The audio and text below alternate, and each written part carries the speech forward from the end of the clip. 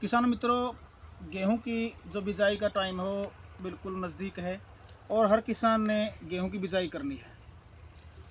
तो आज की जो वीडियो है बहुत ही ज़रूरी और महत्वपूर्ण जानकारी सभी किसानों के लिए, क्योंकि बहुत सारे किसानों के सामने एक समस्या होती है कि गेहूं की बिजाई करने के बाद हमने किसी अच्छे बीज का भी चयन कर लिया है और हमें जो हमारी ज़मीन है उसको अच्छी तरह से तैयार भी कर लिया है, नमी भी हमारी ज़मीन में परिपूर्ण थी, लेकिन फिर भी उसके बाद जो जर्मिनेशन है, जमाव कम हुआ है। यानी कि तरह तरह की समस्याएं जर्मिनेशन के ऊपर है, उसके ऊपर बहुत सारी समस्याएं किसानों के सामने आती है। तो इस वीडियो के माध्यम से आपको जानकारी दी जाएगी कि इस तरह की समस्याएं जमाव पर, जर्मिनेशन पर न आए तो हम क्या करें। किसान मित्रों, इस वीडियो को आप अधिक से अधिक शेयर करें सभी किसानों के पास। सबसे पहले तो हम बात करते हैं कि किसी अच्छे बीज का चयन। किसान मित्रों, हम सभी देखते हैं बाज़ार में बहुत सारे बीज उपलब्ध हैं। अगर हम सीड की बात करें तो जैसे 2967 है, 3086 है, 2851 है, इसके अलावा 1270 है, 222 है, 303 है, 187 है। यानी कि तरह तरह की वैरायटियाँ बाज़ार में हैं।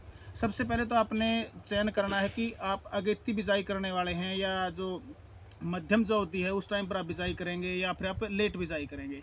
अगर आप अगेती बिजाई करने वाले हैं तो अगेती जो वैरायटियाँ हैं, अगेती जो किस्में हैं, उनका आप चुनाव करेंगे।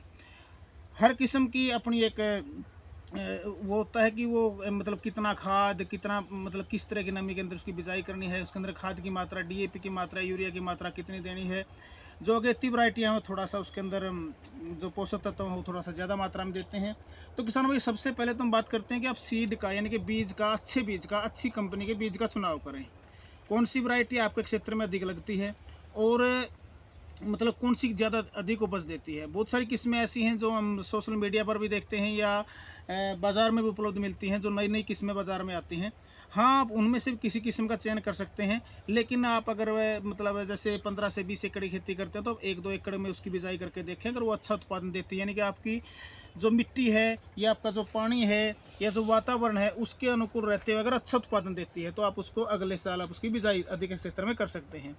तो किसान मित्रों में बीज के बारे में तो आपने जैसे भी चयन करना है या कौन सी वैरायटियाँ अच्छी, इसके ऊपर हम आने वाली वीडियो में बताएंगे। बात करते हैं किसान के सामने कौन कौन सी समस्याएं पैदा होती हैं। किसान मित्रों, जहां मैं बैठा हूं आप देख सकते हैं, यहाँ अभी अभी कुछ टाइम पहले यानी कि 8 से 10 दिन पहले ही धान की कटाई हुई। धान की कटाई के बाद किसान ने खेत के अंदर जुताई की और जुताई करने के बाद उसने पानी देना स्टार्ट कर दिया बिजाई के लिए।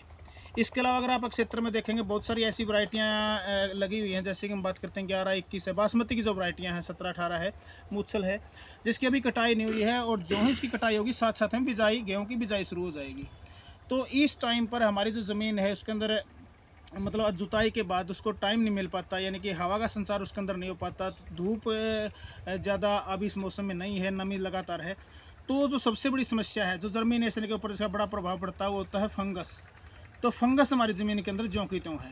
फंगस नहीं मरती है। जब हम यानी कि मई जून में जाकर जुताई करते हैं, गहरी जुताई करते हैं, तेज़ और गर्म हवाएं चलती हैं, टेम्परेचर अधिक होता है, तब जाकर फंगस के ऊपर कंट्रोल होता है। आज हमारी ज़मीन के अंदर ज्यों की त्यों फंगस बनी हुई है। किसान क्या करेंगे, अभी इसके अंदर जैसे पानी दिया है और इसके अंदर हम सीधी वो बिजाई करने की कोशिश करेंगे। फिर क्या करते हैं, बहुत सारे किसान तो यहाँ तक पहुँच जाते हैं कि जैसे 40 किलो प्रति एकड़ हम बीज की बिजाई करते हैं और कुछ किसान 50 किलो, 55 किलो, 60 किलो तक भी बिजाई कर देते हैं, लेकिन फिर भी जर्मिनेशन पूर्ण रूप से नहीं हो पाता। इसका कारण है फंगस। तो किसान मित्रों, उस फंगस से अपने बीज का मतलब फंगस से बचाने के लिए बीज का अच्छी दवा से उपचार करना है।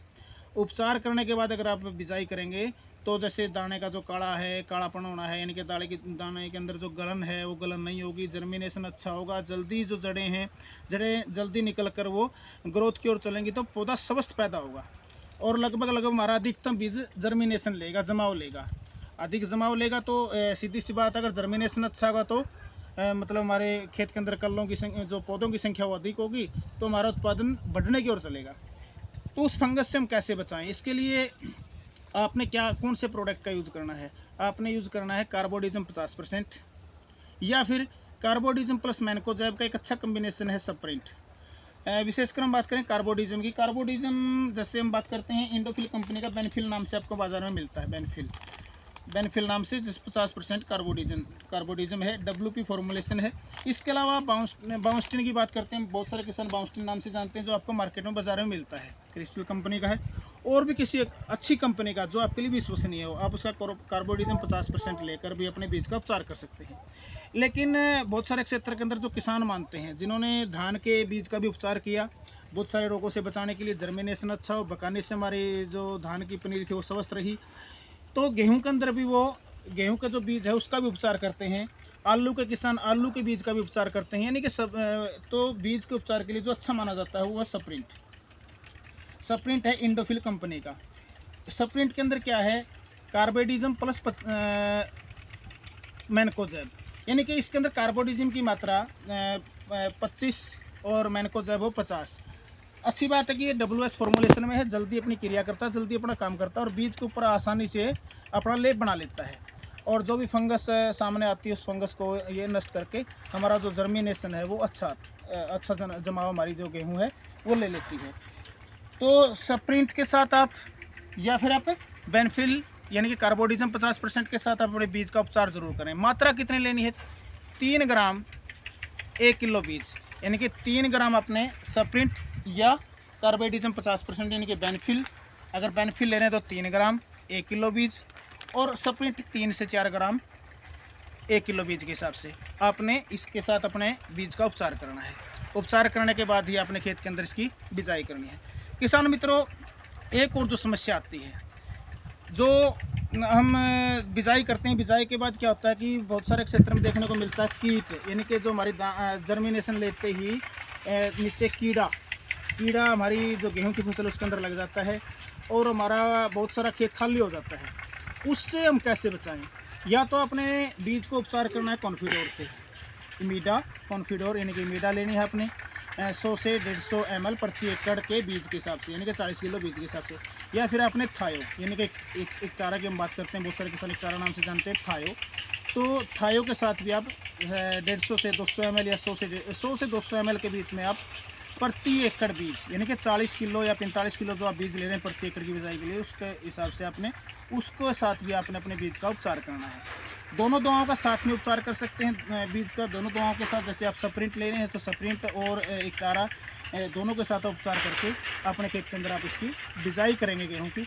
तो जो फंगस जैसी बीमारी है, दूसरा जो कीट है यानी कि जो कीड़ा है जो हमारी फसल को जर्मिनेशन के तुरंत बाद उसको ख़त्म करना शुरू कर देता है, ये हमारे खेत के अंदर दीमक है। दीमक की वजह से भी कई बार अच्छा जमाव नहीं हो पाता है, पूरा का पूरा बीज जर्मिनेशन नहीं ले पाता है। तो उसके लिए आप थायो या कॉन्फिडोर के साथ, इनके साथ अगर आप उपचार करेंगे तो आपका बहुत सारा मतलब ऐसी दिक्कत आपको अपने खेत में देखने को नहीं मिलेगी। अधिकतम जर्मिनेशन होगा और स्वस्थ जर्मिनेशन होगा। जर्मिनेशन होते ही जो जड़ें हैं उनका जो ग्रोथ है वो अच्छी होगी और जल्दी ही हमारी जो गेहूं की जो फसल है फुटाव की ओर और बढ़वार की ओर चलेगी, स्वस्थ फसल होगी बिल्कुल।